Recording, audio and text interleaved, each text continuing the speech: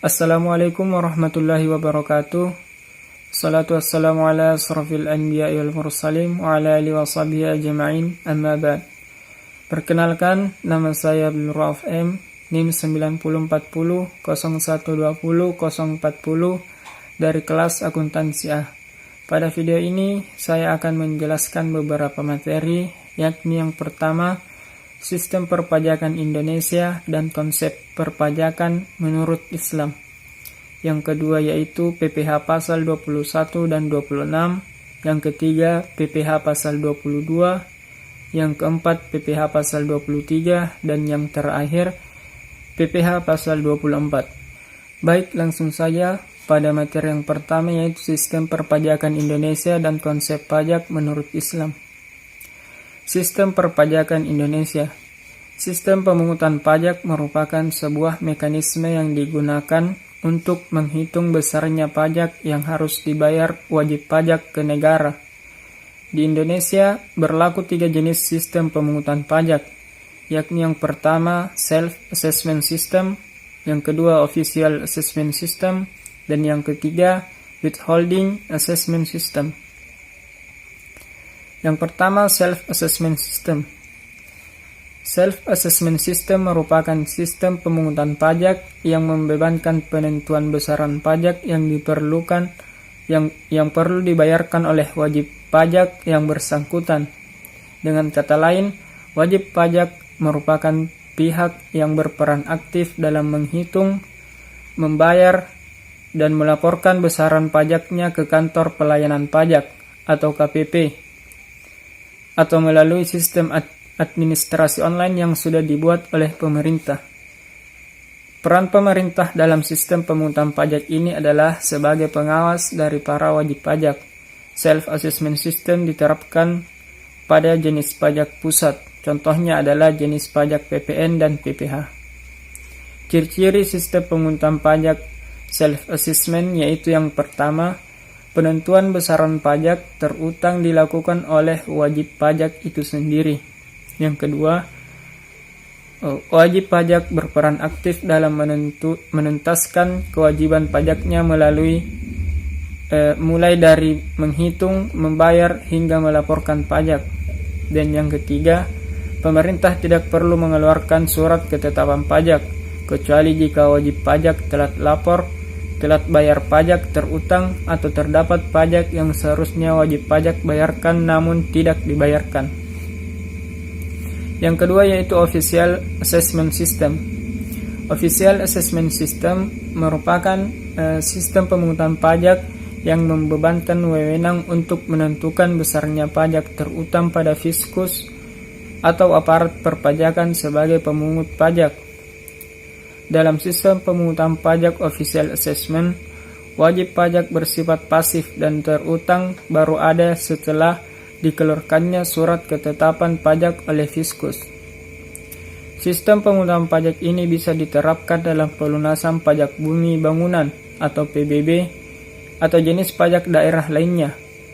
Dalam pembayaran PBB, KPP merupakan pihak yang mengeluarkan surat ketetapan pajak berisi besaran PBB terutang setiap tahunnya.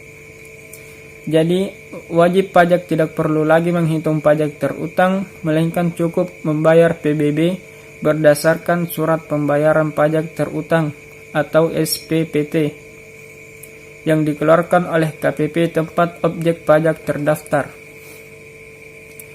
Adapun ciri-ciri sistem perpajakan Official Assessment yaitu yang pertama, besarnya pajak terutang dihitung oleh petugas pajak.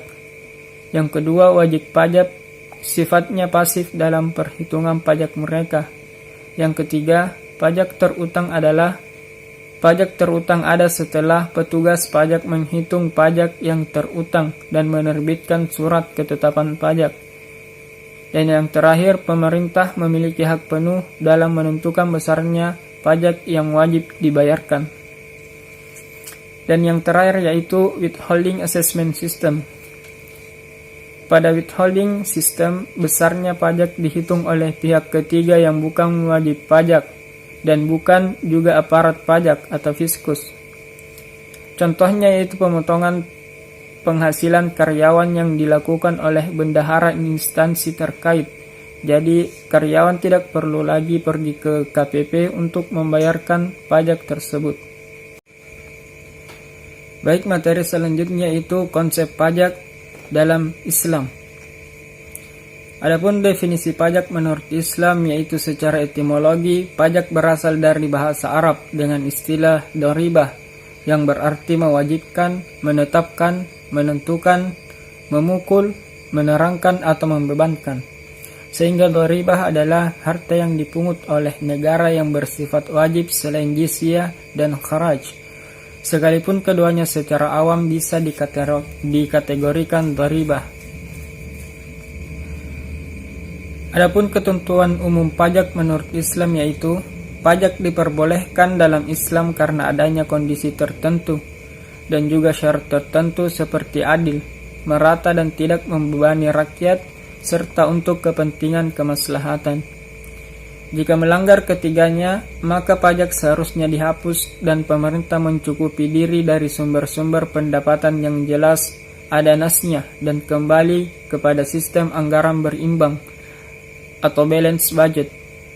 Pajak diperbolehkan setelah zakat ditunaikan, atau dengan kata lain, umat Islam harus membayar zakat terlebih dahulu kemudian pajak ditunaikan.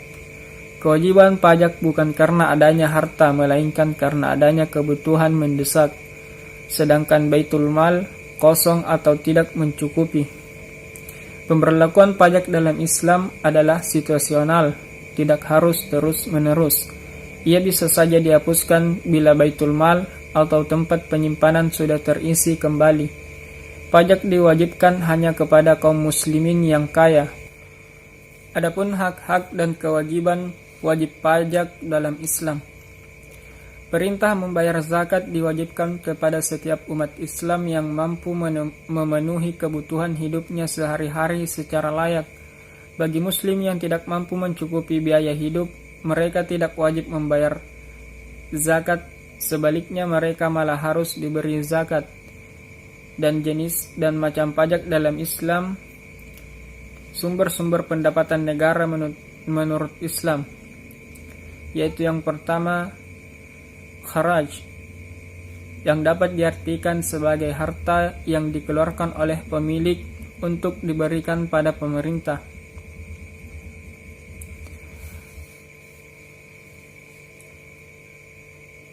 Penetapan kharaj harus memperhatikan betul kemampuan kandungan tanah, karena ada 3 hal yang berbeda yang mempengaruhinya. Pertama, jenis tanah yang bagus akan menyuburkan tanaman.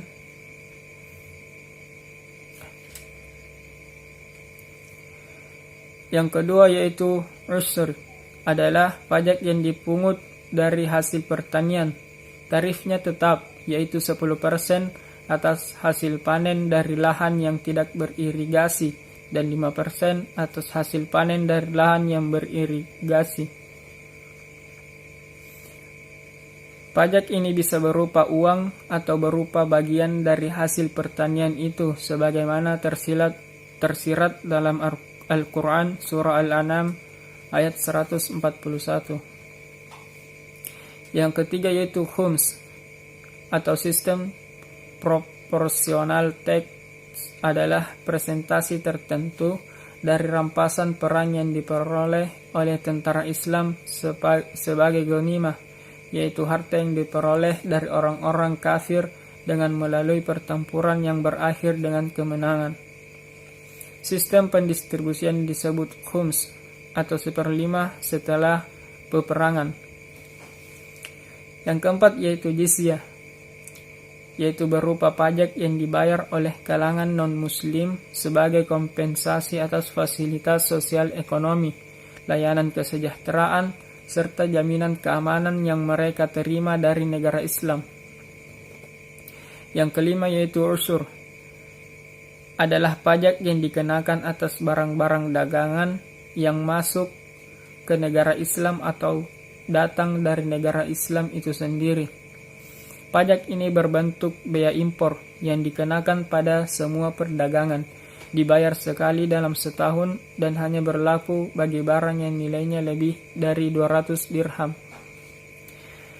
Yang keenam yaitu nawaib atau daraib, yang merupakan pajak umum yang dibebankan atas warga negara untuk menanggung beban kesejahteraan sosial atau kebutuhan dana untuk situasi darurat. Baik, selanjutnya yaitu materi kedua tentang PPh pasal 21 dan 26. Pajak penghasilan pasal 21 adalah pemotongan pajak atas penghasilan sehubungan dengan pekerjaan, jasa atau kegiatan dengan nama dan dalam bentuk apapun yang diterima ataupun diperoleh wajib pajak orang pribadi dalam negeri yang wajib dilakukan oleh: yang pertama, pemberi kerja yang membayar gaji, upah, honorarium, tunjangan dan pembayaran lain sebagai imbalan sehubungan dengan pekerjaan yang dilakukan oleh pegawai atau bukan pegawai. Yang kedua, bendahara pemerintah yang membayar gaji, upah, honorarium, tunjangan dan pembayaran lain sehubungan dengan pekerjaan, jasa maupun kegiatan.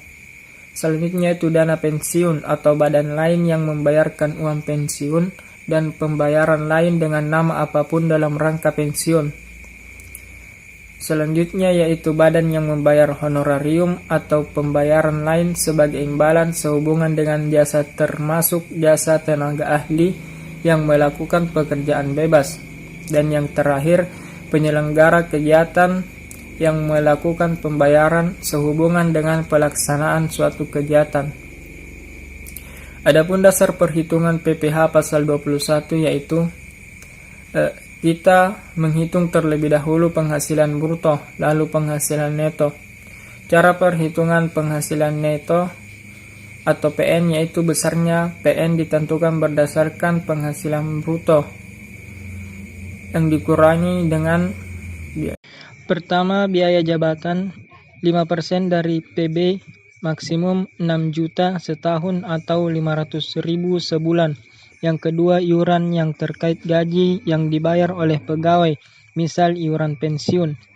B. Besarnya PN penerima pensiun ditentukan berdasarkan penghasilan bruto yang berupa uang pensiun dikurangi dengan biaya pensiun sebesar 5%, maksimum 2.400.000 setahun atau 200.000 sebulan. Selanjutnya yaitu pajak penghasilan pasal 26. Menurut Undang-Undang Nomor 36 Tahun 2008, PPh pasal 26 adalah pajak penghasilan yang dikenakan atas penghasilan yang diterima wajib pajak luar negeri dari Indonesia selain bentuk usaha tetap di Indonesia. PPh pasal 26 mengatur kebijakan mengenai pajak yang berhubungan dengan wajib pajak luar negeri, badan usaha yang melakukan transaksi pembayaran gaji, bunga, dividen, royalti, dan sejenisnya kepada wajib pajak luar negeri. Diwajibkan untuk membayar PPh pasal 26. Terdapat pengecualian mengenai PPh yang dikenakan atas penghasilan yang diterima wajib pajak luar negeri dari Indonesia, yaitu tidak berlaku untuk yang bukan badan usaha tetap di Indonesia. Menurut ketentuan PPh pasal 26, tarif umum yang dikenakan adalah 20% dan bisa berubah jika wajib pajak mengikuti tax treaty atau persetujuan penghindaran pajak berganda. Tarif 20% atau final atas jumlah bruto yang dikenakan atas: yang pertama, dividen, bunga termasuk premium diskonto, insentif yang terkait dengan jaminan pembayaran pinjaman, royalti, sewa dan pendapatan lain yang terkait dengan penggunaan aset, insentif yang berkaitan dengan jasa, pekerjaan dan kegiatan, hadiah dan penghargaan, pensiun dan pembayaran berkala, premi, swap, dan transaksi lindung lainnya, perolehan keuntungan dari penghapusan uang, utang. Tarif 20% atau final dari laba bersih yang diharapkan dari pendapatan dari penjualan aset di Indonesia, premi asuransi, premi reasuransi yang dibayarkan langsung maupun melalui pialang kepada perusahaan asuransi di luar negeri. Baik, selanjutnya materi ketiga yaitu tentang PPh pasal 22. PPh pasal 22 merupakan pajak yang dikenakan badan usaha, baik milik pemerintah maupun badan usaha swasta yang melakukan kegiatan ekspor dan impor. Pajak jenis ini memiliki tarif yang bervariasi dan bergantung dari pemungutan serta objek dan jenis transaksi. Adapun objek PPh pasal 22 ditentukan berdasarkan Peraturan Menteri Keuangan atau PMK nomor 3 tahun 2017 tentang pemungutan pajak penghasilan. Pasal 22 sehubungan dengan pembayaran atas penyerahan barang dan kegiatan di bidang impor atau kegiatan usaha di bidang lain. Objek PPh pasal 22 antara lain yang pertama impor dan ekspor. Yang pertama yaitu impor barang dan ekspor. Impor dan ekspor barang yang dijalankan eksportir dikenakan PPh pasal 22 yaitu barang komoditas seperti tambang batu bara, mineral logam, dan mineral bukan logam. Yang kedua yaitu pembayaran atas pembelian barang. Juga dikenakan PPh pasal 22 dipungut oleh bendahara pemerintah dan kuasa pengguna anggaran dengan menggunakan mekanisme uang persediaan pada pemerintah pusat, pemerintah daerah, instansi atau lembaga pemerintah, dan lembaga-lembaga negara lain. Yang ketiga yaitu pembayaran atas pembelian barang kepada pihak ketiga. Pembayaran atas pembelian barang pada pihak ketiga yang dikenakan PPh pasal 22 dilakukan dengan cara pembayaran langsung ke KPA dan pejabat penerbit surat perintah membayar yang diberi delegasi dari KPA. Yang keempat yaitu pembayaran atas pembelian barang untuk BUMN. Juga dikenakan PPh pasal 22 untuk keperluan usaha. Yang kelima yaitu penjualan hasil produksi pada distributor. Penjualan hasil produksi pada distributor dikenai PPh pasal 22 adalah distributor dalam negeri oleh badan usaha di bidang industri semen, industri kertas, industri baja, industri hulu, industri otomotif, dan industri farmasi. Selanjutnya yang keenam yaitu penjualan kendaraan bermotor. Penjualan kendaraan bermotor di dalam negeri dikenakan PPh pasal 22 oleh penjual. Yang pertama yaitu agen tunggal pemegang merek atau ATPM. Yang kedua yaitu agen pemegang merek atau APM. Dan yang ketiga, importir kendaraan bermotor. Selanjutnya yaitu penjualan migas. Penjualan migas oleh produsen dan importir dikenakan PPh pasal 22 diantaranya penjualan bahan bakar minyak, bahan bakar gas, dan pelumas. Yang kedelapan, pembelian bahan-bahan dari pedagang pengepul. Pembelian bahan-bahan dari pedagang pengepul untuk industri atau ekspornya dikenakan pasal PPh pasal 22 dalam sektor kehutanan, perkebunan, pertanian, peternakan, dan perikanan. Penjualan dan 9 yaitu penjualan barang yang tergolong sangat mewah. Penjualan barang yang tergolong sangat mewah dikenakan PPh pasal 22 dan dilaksanakan oleh wajib pajak badan. Dan adapun pengecualian pada PPh pasal 22 yaitu tidak semua objek pajak dapat dikenakan PPh pasal 22.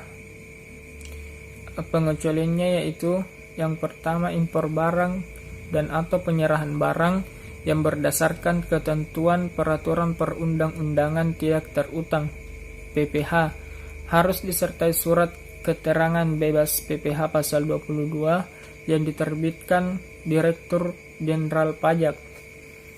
Selanjutnya impor barang yang dibebaskan dari bea masuk dilakukan ke dalam kawasan berikat dan entrepot produksi untuk tujuan ekspor atau FT dimaksud dalam pasal 6 dan pasal 7 PP nomor 6 tahun 1969 tentang pembebanan atas impor sebagaimana diubah dan ditambah terakhir dengan PP nomor 26 tahun 1988, Peraturan Pemerintah nomor 2 tahun 1973, yaitu tentang kiriman hadiah untuk tujuan keilmuan, pembayaran atas penyerahan barang, dan pembayaran untuk pembelian bahan bakar. Kemudian kita beralih pada materi selanjutnya, yaitu mengenai PPh pasal 23. PPh pasal 23 sendiri merupakan pajak yang dikenakan pada penghasilan atas modal, penyerahan jasa, atau hadiah dan penghargaan, selain yang telah dipotong PPh pasal 21. Pihak yang memotong dan melaporkan PPh pasal 23 kepada kantor pajak merupakan pihak pemberi penghasilan, atau pembeli atau penerima jasa. Dan untuk tarif PPh pasal 23, ditentukan dari nilai dasar pengenaan pajak atau DPP atau jumlah bruto dari penghasilan. Terdapat dua jenis tarif yang dikenakan pada penghasilan, yaitu tarif sebesar 15% dan 2%. Tarif tersebut tergantung pada objek PPh pasal 23, yaitu antara lain yang pertama tarif 15% dari jumlah bruto. A. Dividen, kecuali pembagian kepada orang pribadi dikenakan final, bunga, dan royalti. B. Hadiah dan penghargaan, selain yang telah dipotong PPh pasal 21. Yang kedua, tarif 2% dari jumlah bruto. A. Sewa dan penghasilan lain sehubungan dengan penggunaan harta. B. Imbalan jasa teknik, jasa manajemen, jasa konstruksi, jasa konsultan, dan jasa lain yang telah dipotong PPh pasal 21. C. Jasa lain yang tercantum dalam PMK nomor 141 tahun 2015. Dan yang ketiga, wajib pajak tanpa NPWP dikenakan tarif lebih tinggi dari tarif pasal PPh pasal 23. Baik, kemudian untuk materi kelima, yaitu PPh pasal 24. PPh pasal 24 atau pajak penghasilan pasal 24 adalah peraturan yang mengatur hak wajib pajak untuk memanfaatkan kredit pajak mereka di luar negeri untuk mengurangi nilai pajak terhutang yang dimiliki di Indonesia. Sumber penghasilan kena pajak yang dapat digunakan untuk memotong hutang pajak Indonesia yaitu yang pertama, pendapatan dari saham dan surat berharga lainnya, serta keuntungan dari pengalihan saham dan surat berharga lainnya. Yang kedua, penghasilan berupa bunga, royalti, dan sewa yang berkaitan dengan penggunaan harta benda bergerak. Yang ketiga, penghasilan berupa sewa yang berkaitan dengan penggunaan harta benda tidak bergerak. Yang keempat, penghasilan berupa imbalan yang berhubungan dengan jasa, pekerjaan, dan kegiatan. Kelima, pendapatan dari bentuk usaha tetap di luar negeri. Keenam, penghasilan dari pengalihan sebagian atau seluruh hak penambangan atau tanda keikutsertaan dalam pembiayaan atau pemanfaatan di sebuah perusahaan pertambangan. Ketujuh, keuntungan dari pengalihan aset tetap. Dan yang terakhir, keuntungan dari pengalihan aset yang merupakan bagian dari suatu bentuk usaha tetap. Baik, itulah tadi materi yang sempat saya sampaikan. Kurang dan lebihnya mohon dimaafkan. Assalamualaikum warahmatullahi wabarakatuh.